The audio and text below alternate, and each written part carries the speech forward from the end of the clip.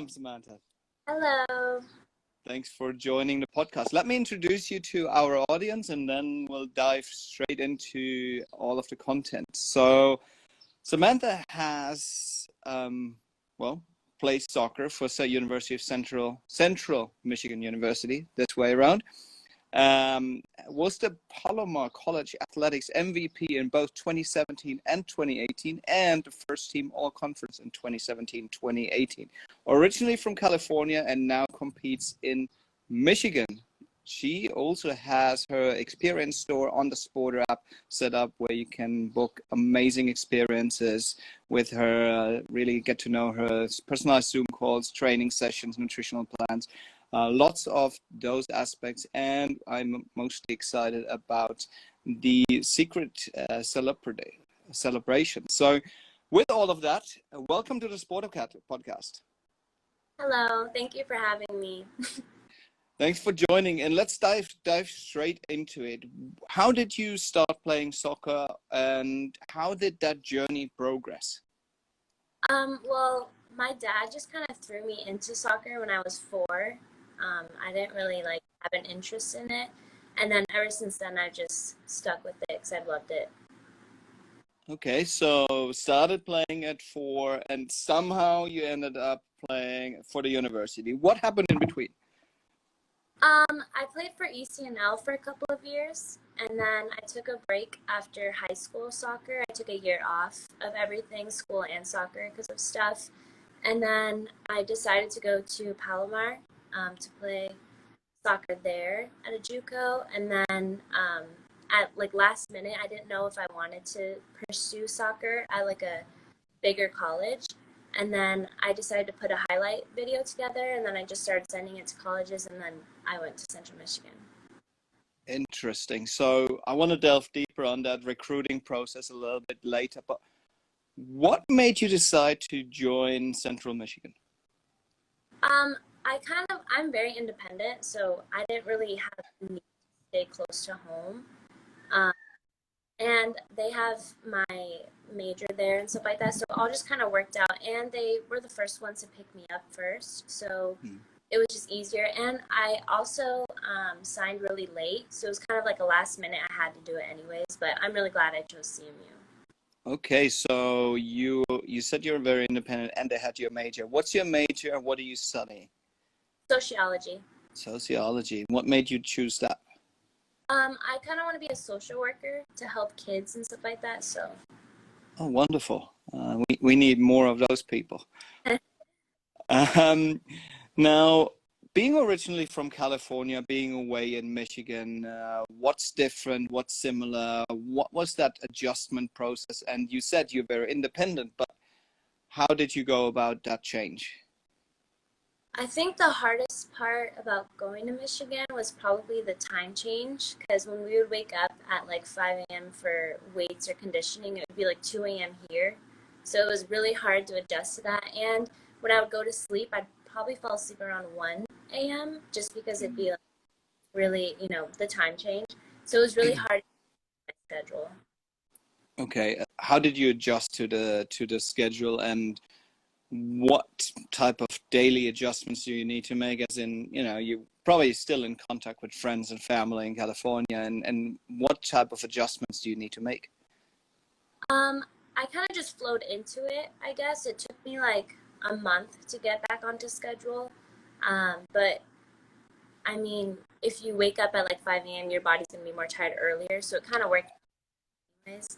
And then I started taking a little bit of melatonin to help me a little bit. And once I was good with my sleep schedule and stuff like that, it was just easier for me without. Okay. Naps. Yep. What's your attitude towards naps? I don't really like them. I only take them if it's necessary, just because I feel once I take a nap, I usually don't wake up. And if I do wake up, I'm usually done for the day. I just get super foggy. So I try to avoid naps, but when I need them between training sessions, I'll take them. Okay. All right. No power napping then there. Now, you played at a high school. You played at Palomar. Palmer. And now you're playing at the university in Central Michigan. Now, what's the difference between the different styles, the level of competition, and how did you adjust? I would say Palomar was more for fun, I guess, to a lot of people. It was more like a lot of girls would go to play just because they wanted to stay in shape and stuff like that. So it was competitive, but it wasn't at the same level as Central Michigan. Central Michigan is like way competitive. I mean, it's like you wake up at 5 a.m. and you go lift weights for an hour, you do conditioning for an hour, then you come back and you do your classes, and then you go to, sometimes there's like an afternoon session for an hour, and then you go back, rest, and then go back to training for like 3 hours. And that was like a daily thing. So it was just a lot. It was a big difference. And you speak in the past. Have you now graduated, or Yeah. are you still, okay, congratulations. Thank you. And have you joined the workforce? Are you still actively playing? What's your plan? What's your big picture? Where are you at right now, and what's your big picture plan? Right now I'm on a semi-pro team it's for the WPSL. It's SoCal Union. I'm playing on that team right now. That ends at the end of July, and then I'm hoping to play somewhere else. I just don't know where, maybe overseas or something, but I'm not sure. But right now I do have a job lined up in August as like a person to work in like a rehab center for kids. So Very cool. Congratulations on lining that up. Now, you said, well, you're playing at the WPSL. How's that different to university level? And then with that, well, I'll ask a second question. What's the difference there? The demand isn't as much.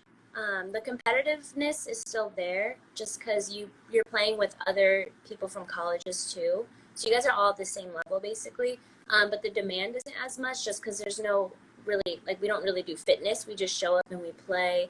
We show up and we do scrimmages and stuff like that. But there's no like lifting or conditioning or anything really like that. And you prefer that? I prefer the. I would too.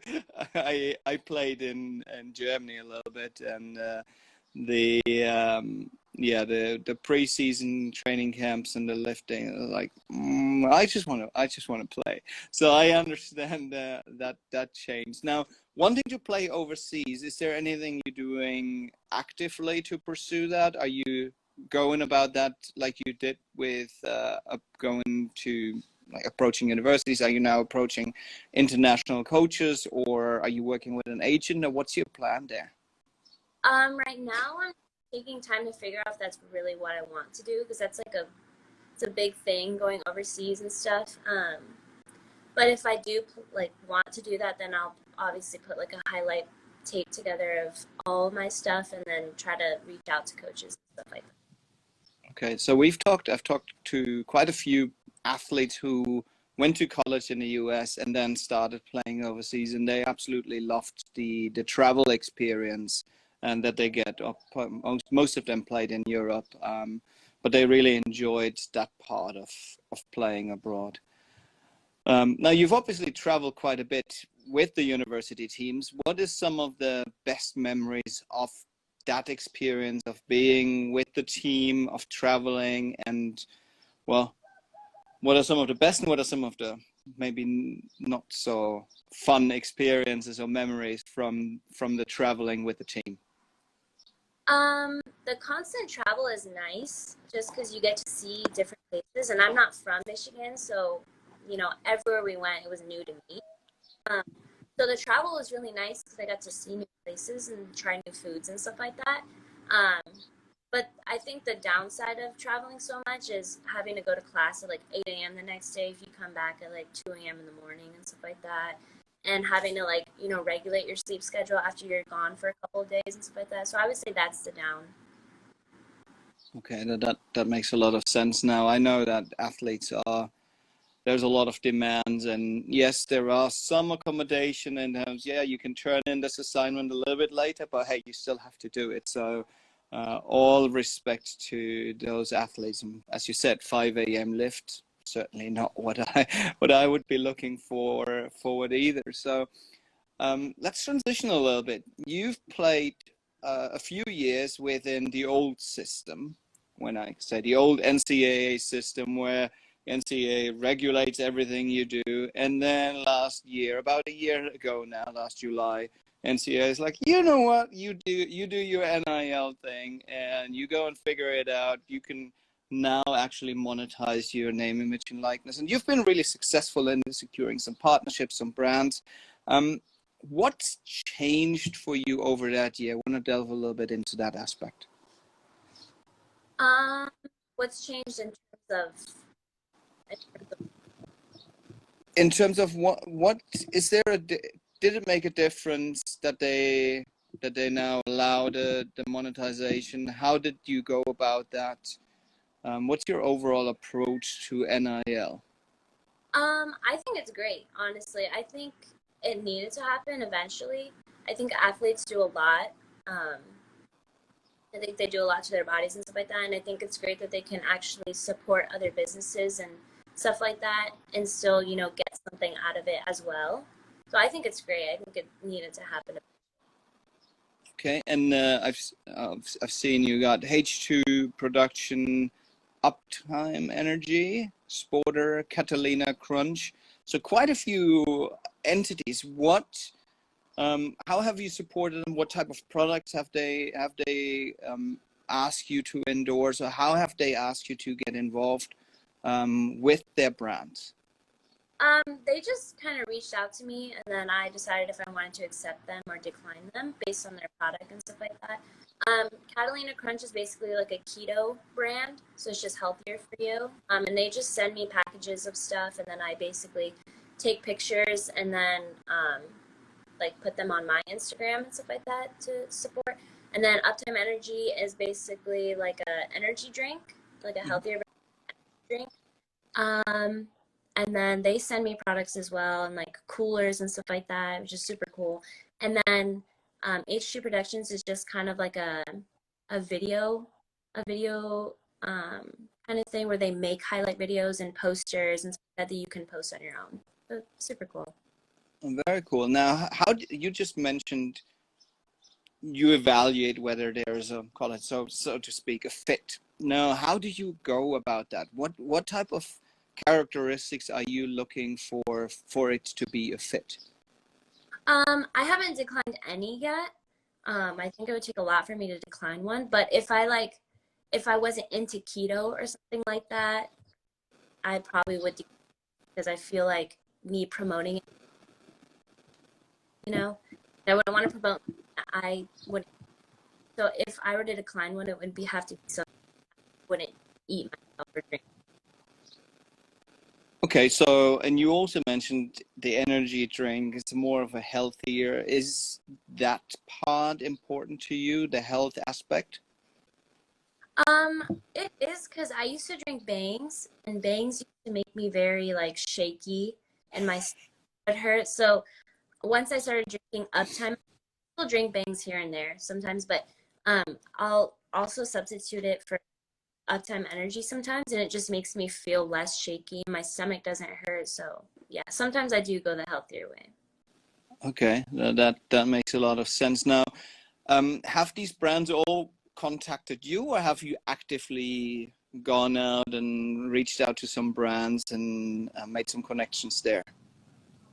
They contacted me. The only one that I've contacted first is Barstool, when it first started becoming a big thing. But other than that, all the other ones have contacted me. Okay, now Barstool, what is that? Because a lot of people have been talking about it. Like, I'm a Barstool athlete. People are like, oh, yo, well, what is being a Barstool athlete? What's that mean? Honestly, I don't really know. I kind of joined it too because everyone else was joining it, and I was like, oh, cool. The only thing you really get from it is like a hoodie and pants. But other than that, nothing really happens. You don't really gain much from it unless you're at the top of their list. Okay. I don't know. Okay. Interesting, because there's been so much buzz around it. I mean, at least there is some hoodie. There's there's some swag, and I guess swag is usually nice. And I know they've been promoting some of the athletes, but as you said, it's generally those who have the hundreds of thousands of followers there.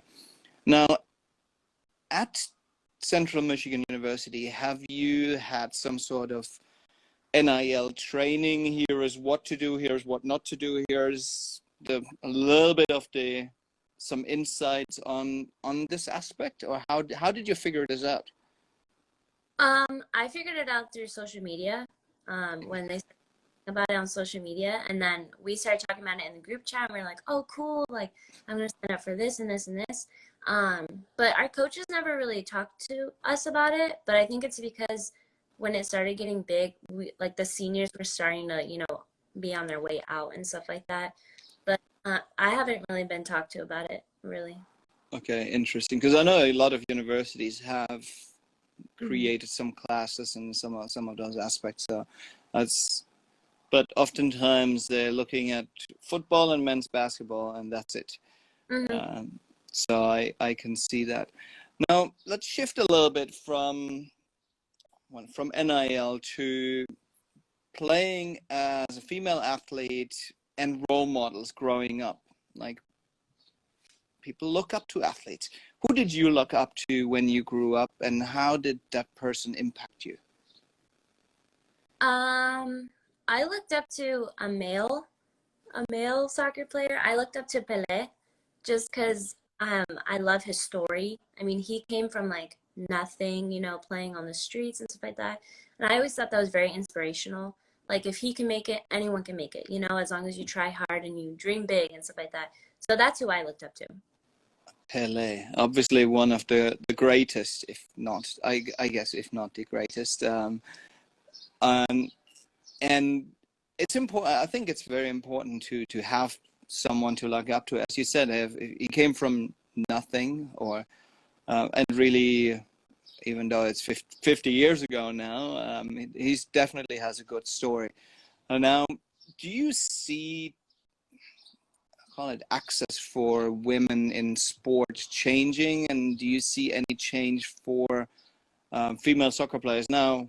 As you said, where you looked up to Pelé, are there some female athletes that you say, well, if I was younger now, this is the person who I would look up to? I think to be Martha from Brazil. She has always been someone I looked up to, and because my dad was in love with how she played growing up and stuff like that. So I think if I were to pick one female athlete, it would be Martha. Okay, she's definitely one of the greatest female soccer players. I still call it football. I'm originally from Germany, so I still call it football as well. And I saw on your social, you also have it as the football rather than a soccer. Now, Martha, that's an interesting one. Now, the change of the sport in terms of access, is that something that you have seen? Is there more access now? Is there more opportunity for females than there was maybe 10, 15 years ago, or when you started? I think so. I think I'm hearing more about women's sports now, especially women's soccer and stuff like that. Back then, I used to only hear about, men's World Cup and men's soccer and this and that. And it was never like, oh, women's just won, however many games in a row, whatever. No one really cared. But I feel like I hear more about women's soccer, and I see it being more advertised and stuff like that. So I think I think there still needs to be improvement with that, but I think it's good there. Okay. And speaking of World Cup, I guess not World Cup, but the Euro, the Women's Euro starts, I think, tomorrow in England. So there's going to be lots of female soccer content coming over from Europe over the next few weeks.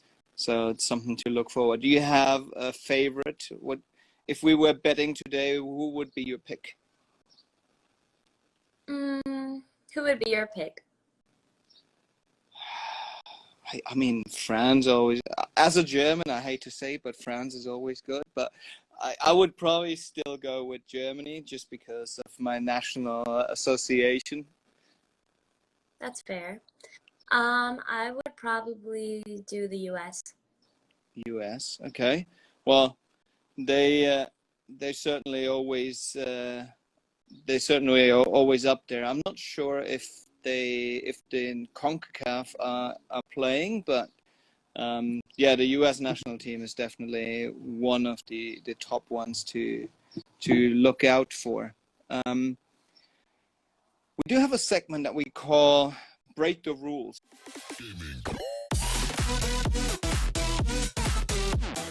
Where we would ask you to make a change to the sport that would make the sport better.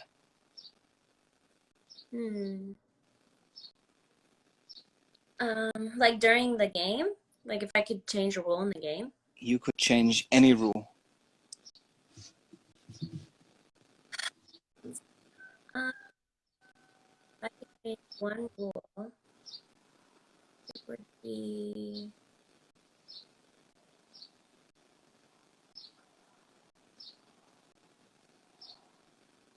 Honestly, probably the demand in like having specific cleats. Like I know my college, Central Michigan, you could only wear Adidas cleats. You cannot wear Nike's cleats. But Adidas cleats don't really fit my feet well. I have like, longer kind of feet. So Nikes fit me more better. So if I could change one thing, it would be like the demand for what you can and can't wear. Okay, that's a great rule. And I think that goes into that. Well, universities get the sponsorship, and then all the athletes have to follow. Hopefully, we get to that point down the road where everyone can wear their own cleats. I think that's definitely, yeah. I can see that Adidas are generally more for wider feet. I can see that absolutely. We also have a segment that's called Pro Advice.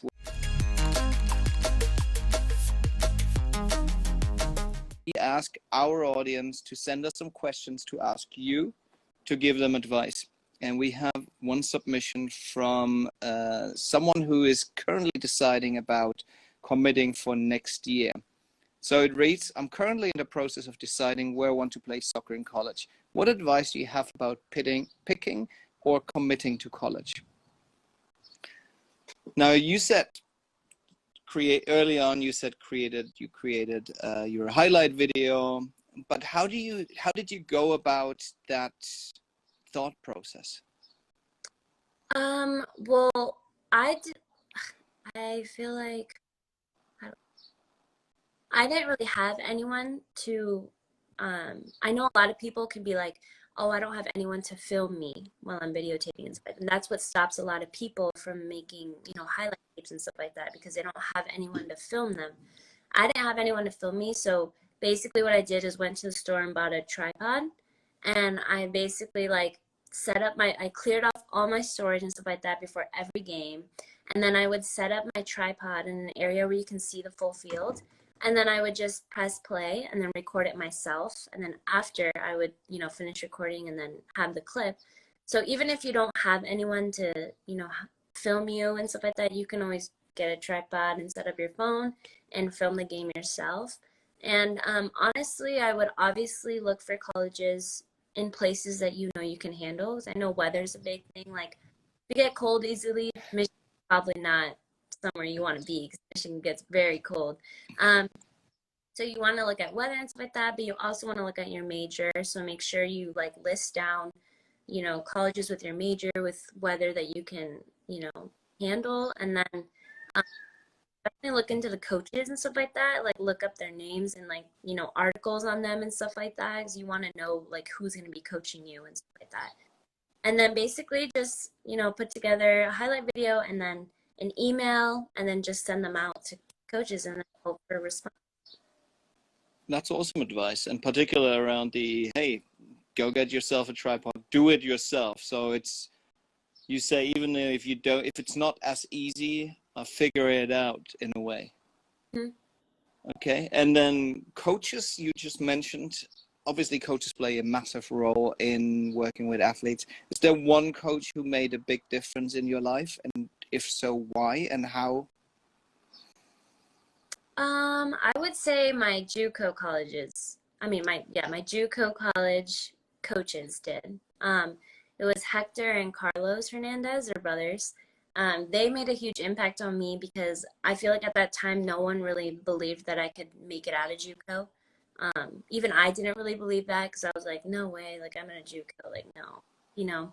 Um, and they were the ones that were pushing me and being like, you can do it. Like even if you want to go D1, like you can do it, whatever. Um, and so I would say they made the biggest impact on me because they made me believe in myself when I, initially didn't have the courage to believe in myself. So definitely my JUCO coaches. That's awesome. Shout out to those two for believing in you and making you believe in yourself. And I think that's one of those aspects that are really important. As an athlete, you have to believe in yourself before anyone else. That's awesome. Great insights. Thank you for joining. And I want to be cognizant of your time. And but I also want to ask, is there anything that I haven't asked yet that you feel is important for our audience or your followers to know? I guess just, like if you're an athlete out there, like listening or whatever, I guess like whatever dream isn't too big, like you can always do it. Like I said, like I came from like a JUCO, like no one thought that I could go D1. That's really kind of like hard. But if you put your mind to it and you do the things you need to do to get there, then you'll get there. So as long as you don't quit, like you're gonna get there. Awesome. That's great advice. Don't quit, and it goes with that Nike "just do it" aspect along as well. Thank you so much for joining the SPRTER podcast. For all of our audience, if you want to check in with Samantha, or you want to connect further, make sure to check her out on the SPRTER app. Her experience store is set up there to gain a wide range of experiences with her that you really can only find there. It's really awesome. Check it out there, as well as connect on all of the socials. We will link them out here on the podcast on Insta as well. So make sure to follow her along on the socials. And thank you so much for joining us today. And good luck with the next steps of your career and playing decisions. Thank you so much for having me. Thank you. Have a great day. Bye. You too.